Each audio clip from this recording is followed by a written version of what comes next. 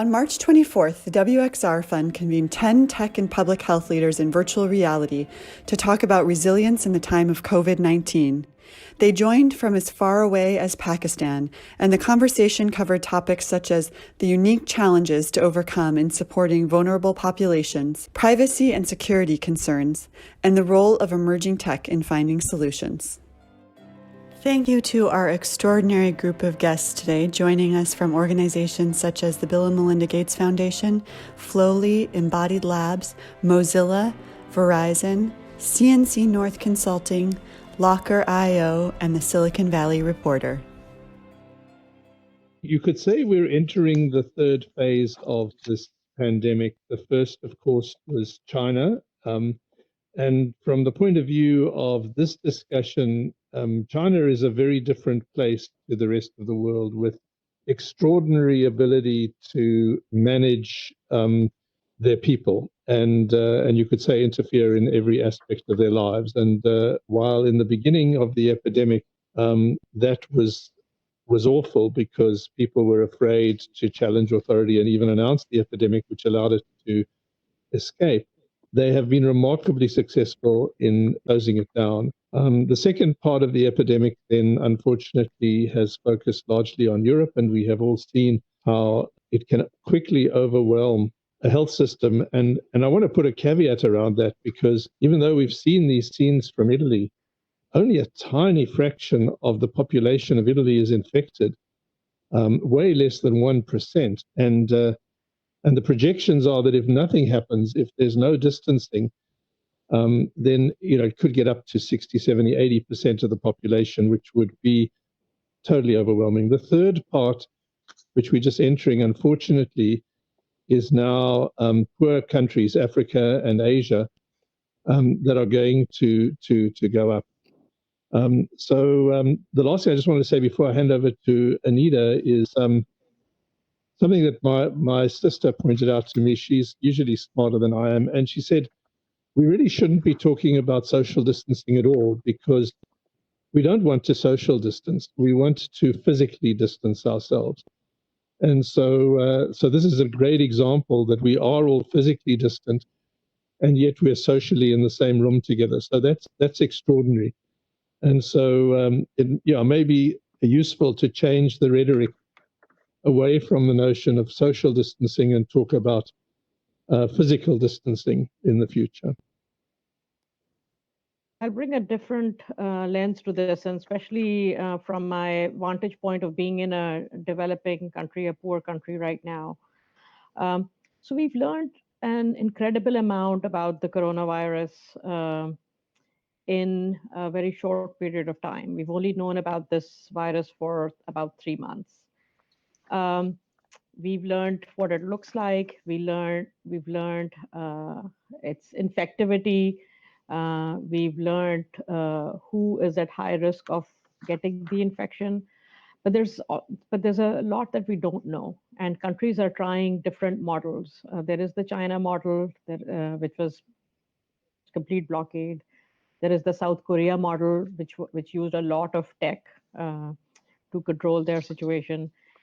And now we are seeing developing countries try to use total blockade because they do not have the precision that South Korea employed. And it's going to affect poor countries in a very detrimental way, not just the economy, but also access to care. And we haven't thought enough about excess mortality from other causes that are going to result from the blockade. On the other hand, I'm in Karachi, and after many, many years, I've seen a blue sky. And that's because there haven't been any cars on the road, and all industry has been shut down for the last 5 days. So there's also a natural experiment happening here on the impact, how much impact we can have on our environment by decreasing our activity.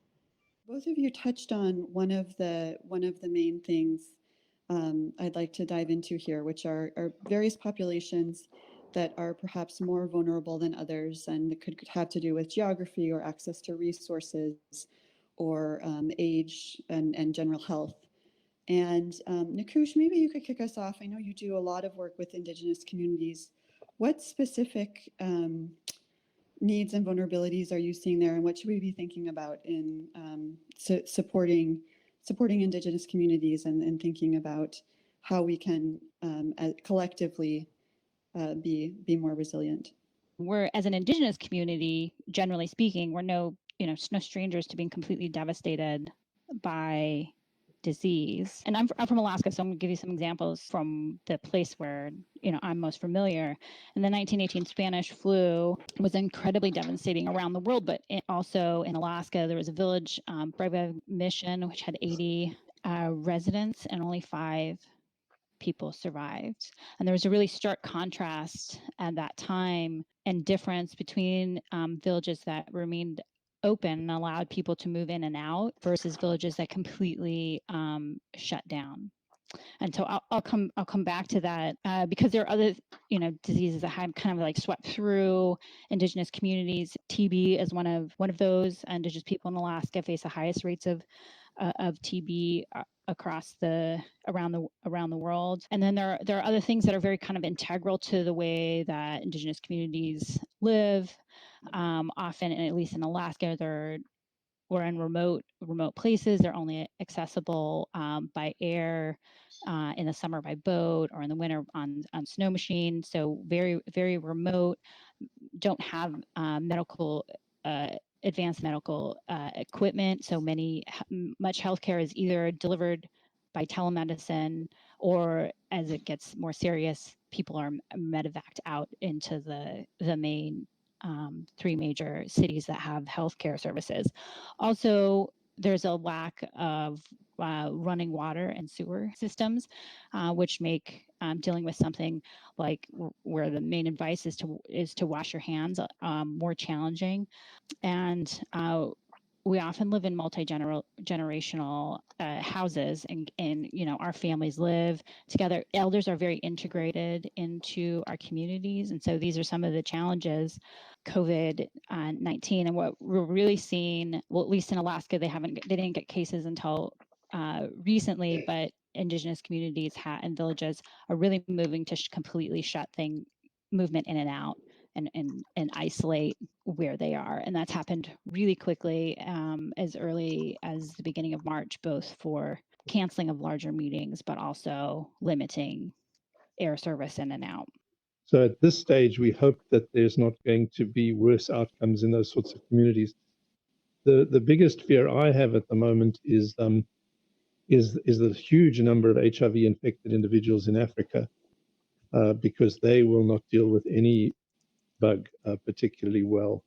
But I think you make really important points about crowding in rural areas, and then also the integration of older people with young people and the difficulty of any kind of physical distancing in those communities. Today, we have 5 million people in the U.S. and 50 million people worldwide that are living with dementia. So I'll talk more specifically than just older adults. The vulnerability of people living with dementia with this disease are presenting some particular challenges. And so what's really hard for older adults with dementia, especially progressed dementia, is that your perception of the world, all of your 5 senses change, and being physically distant from your care team is really difficult. People living with dementia have a lot of trouble switching routines and understanding things like why we would be social distancing now, and are also a group that really do rely on physical touch and human connection. And so we've been hosting some webinars with our advisors and senior living operators and dementia experts to really dig into how we can continue to serve people living with dementia, even as we have to socially distance to be safe during this virus. Some of the key challenges that senior living operators are facing. And I think keeping in mind too that of the people living with dementia in the US and worldwide, about 60% live in lower or middle income brackets, and senior living tends to host the top 10% and the bottom 10%. So either people that are wealthy enough to live and pay for senior living, or the lower 10% that qualify for Medicare, Medicaid. And so the challenges there are representative of about 20% of the population in those settings. But just seeing that staffing has become even more challenging. So we're already facing unprecedented challenges with staffing, and now as the virus is impacting these communities where we have many older adults gathered together, people are afraid of potentially getting sick. Senior living operators are looking at what will happen as their workforce becomes sick and needs to hire replacement workforce. And then as schools have canceled, 90% of our frontline staff are women. 1 in 4 are people of color, people that have 1 in 4 are people, sorry, not people of color, 1 in 4 are people who speak English as a second language. And the impact of closing schools has more of a gendered challenge for people that can't come to work because of childcare needs. So it's been really eye-opening to listen to the challenges that providers are facing. Also looking at sort of regulatory in the US. I know this is not as relevant globally, but in the US, there's conflicting regulations where hospitals would like to collaborate with skilled nursing facilities to be able to have patients share bed space with senior living operators that may have space, but there's conflicting federal and sometimes state by state regulation to make that challenging. So I think the states, New York, California, and Washington, are definitely the 3 that are dealing with the highest disease cases. And I think the work that the leadership is doing there will really help create best practices as we see this impact other states more widely. There's also been a huge toll in the amount of engagement we've seen, people asking for help reducing anxiety, stress, depression, social isolation. Like, these are affecting these populations really, really badly. And just speaking from a personal perspective, in the Asian and Asian American community, I've also seen a huge increase in the desire for anxiety relief as well. And I'm sure this is across the board. A lot of other populations experience this as well. So I think there's a huge space and path for technology here to bring in more telemedicine, to bring in virtual care, to take care of our bodies, not just physically, but biopsychosocial models, understanding that we can take care of people in this time, even if we're not physically with them. There's a variety of technologies out there right now that countries are using, anywhere from managing quarantine through regular check-ins on cell phones, all the way up to state-level surveillance with the Israeli and the Chinese governments doing more invasive mobile data gathering. You have this blend of, while it is a very effective tool of being able to go back and trace who someone's been in contact with and notify somebody who may have been exposed, you end up with large data sets of very private information on a wide variety of the populace that, as we've been talking about, there's underserved communities, there's marginalized communities, and this data set can be used for good, and it can also be used for bad. And so we have to look at those. Personally, I'm involved with a group of volunteers that started back in reaction to the Haiti earthquake, and then we've transitioned into the Washington, D.C. metro area, and we use SMS and geolocation to notify people experiencing homelessness of services and opportunities around them for care. The DC government has embraced it during not only the COVID, but also during hypo and hyperthermia alerts. And we find that, for me, that's a good blend of using technology in a way that can allow individuals to opt in and be part of a system that's going to help them, while not being too invasive and by no means collecting data against their will or unknowingly. So I know there's a few other opinions in here as well, and I'd love to hear other folks as well. But that's where I come from on this. Is that there's a spectrum that we need to understand, that there's public good, but then there's also privacy issues that are abound throughout the entire topic. Do you trust the cell phone company? Do you trust the technology company? Do you trust the government? Even if you have a high level of comfort with all of those, then you have these questions around, do you trust their ability to keep it safe from bad actors? This large data set that is kept in the cloud, do you trust them to destroy that data set or get rid of it at the time, at the end of the agreed upon time of holding on to that data? Mhm. Do you trust that they actually can do it effectively, given how technologically advanced we are in being able to recover deleted data?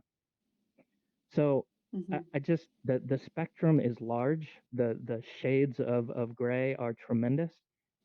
And I think we as individuals and as a society are, it behooves us to talk about these questions and identify our levels of comfort in different circumstances. Because I think as individuals and a society at large, that's a conversation that has been happening in the periphery, but now is front and center, and is only going to get more and more important as technology and how we interact with technology progresses. This is Levy. I know that civil liberties groups are now starting to urge people to think about how the data that's being collected now is used. I know that people are trying to get used to wanting to do the right thing. I believe the mayor of New York recently identified a COVID-19 patient in a well-meaning way, it seems, because they wanted to trace who that person had had contact with. But then that comes with privacy implications, right? And so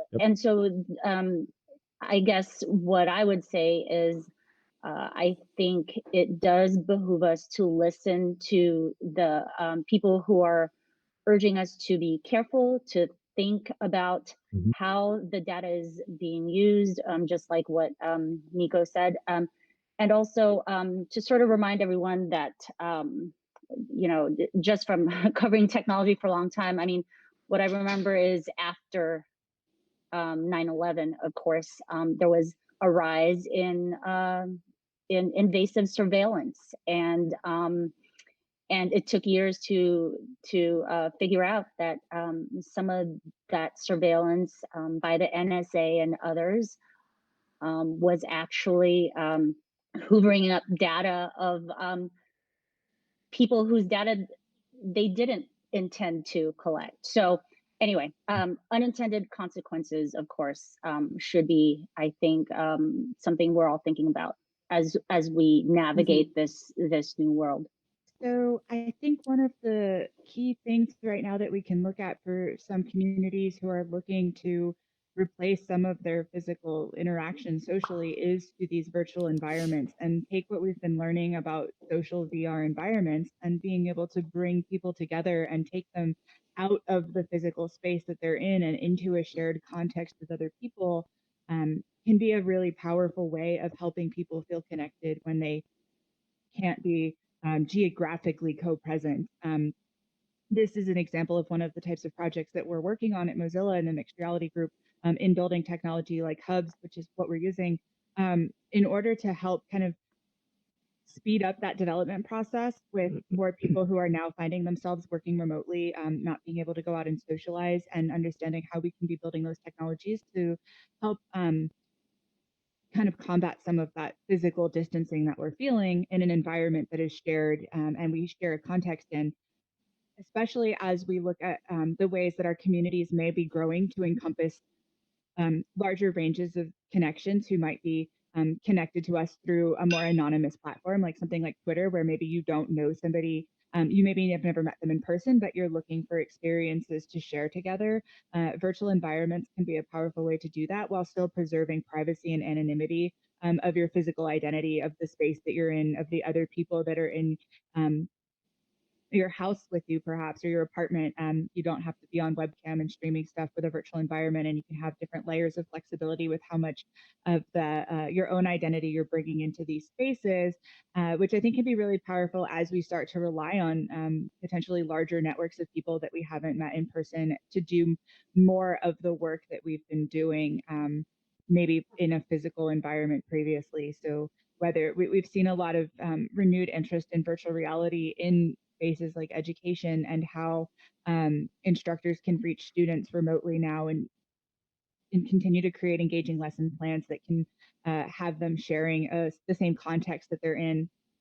We've seen it in kind of an increase in remote environments to kind of replace the more spontaneous conversations that folks might have when they're conversing with their coworkers that they might get in a hallway interaction, and looking at how we can help facilitate some of those conversations that are really vital to how we're connecting with the people that we usually see in our physical environments that we go to in these places. And that spans our, work, education, play, being able to create environments that are shared where people are able to have that same sense of engagement in whatever it is that they're discussing or looking at. I know that virtual, like, because of the nature of VR, you're wearing a headset, you're fully present in this virtual space.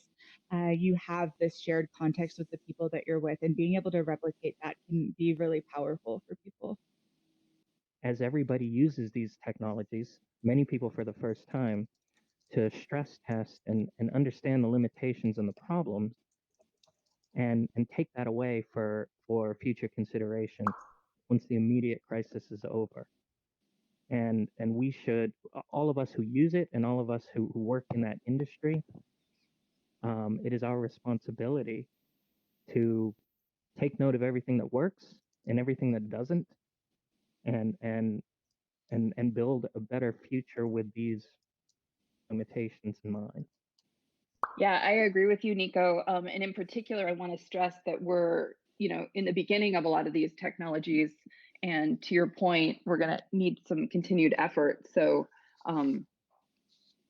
investors that are out there to continue investing in this space and helping it to grow so that it could be more ubiquitous, both for times like these where we need to be physically distanced, but also the value will go far beyond that afterwards as we can continue to remote work and be more productive and have shorter commutes and have less impact on the environment. And there are just many benefits to working digitally and communicating digitally and being educated digitally. So hopefully we're using this time to improve all of them. So I'm in full agreement. So this question, I love this question from the Twitch audience. Corona is a global crisis. How does the panel think we best work together as a global community and avoid division between nations? Feel free to jump in, anyone. Yeah, this Yes, is Anita. please. So one of our tragedies right now is how polarized the world is. And if we think about what are the multilateral fora in which the world has collaborated in the past, like the Paris Climate Agreement, that world unfortunately doesn't exist right now. And so we have the G7 group, which is led by the US, not interested in a multilateral world right now. We have the G20, which is led by Mohammed bin Salman from Saudi Arabia, because this is all rotating, so you're not going to see much leadership from there. And so we're really actually struggling to have a global response right now, which is why you're seeing all of this uncoordinated things happening in different countries, which may or may not make sense for different parts of the world. And I think citizens will have to step up and become the leaders that we need.